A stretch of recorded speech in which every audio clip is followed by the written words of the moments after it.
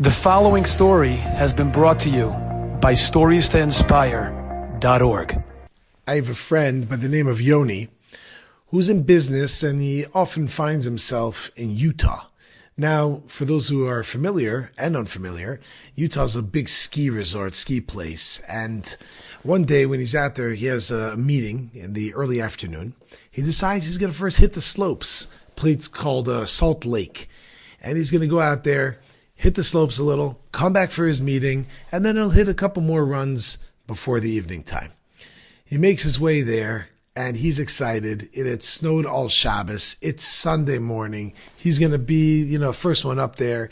And, he takes a lift, and he takes a second lift, and he takes a third lift, and he's up like on the top of the mountain. He decides he's going to go on a little trail, which is off-piste, which means it's not the normal trail. As a matter of fact, it's a little bit more dangerous, and you have to really know what you're doing to go there. They have signs there, warning, like this is at your own risk, whatever it may be.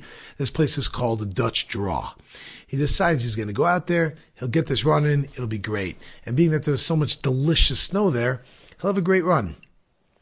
When he gets to the top finally and he gets off and he's about to go down, he starts like making his way, kind of like walk skiing towards the top where he's about to go down the mountain. He feels and hears a crack. He looks down and he sees that the binding of his skis cracked. Now, I don't know if you know what that means, but what that means is that that's like the thing that connects your boot to the ski. It's called the binding. That thing, it takes a tremendous amount of pressure. To be able to crack that is intense. And he was like, oh my goodness, what's going on here? He can't go down the mountain now. Turns around, there's like a red cross over there, and he shows him what happened. They're like, whoa, man, what'd you do to your skis? Because that's a tremendous amount of pressure to be able to crack that. He said nothing. He doesn't know. He's all upset. He's really frustrated. He's not going to be able to do the run. Now he just has to go to the meeting, and now he has to go back to the ski store and get it all fixed up and whatever.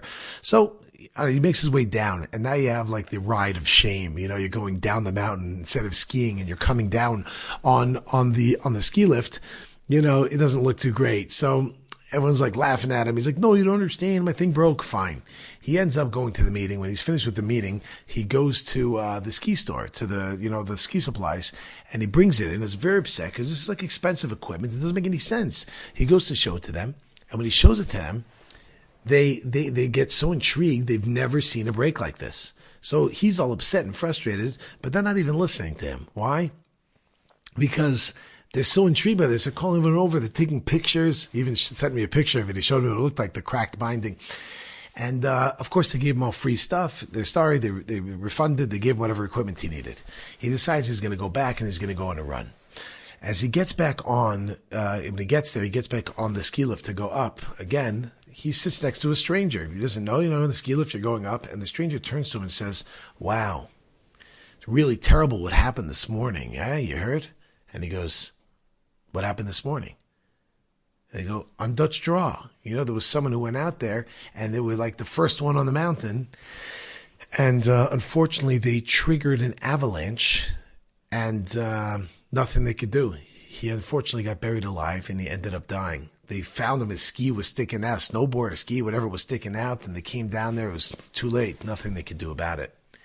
He didn't hear anything else because he was just shocked, thinking to himself, that could have been him.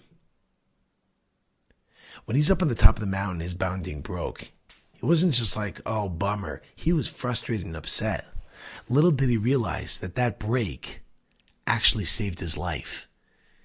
Sometimes we go through experiences where they're just a little frustrating, and sometimes it's just a lot frustrating.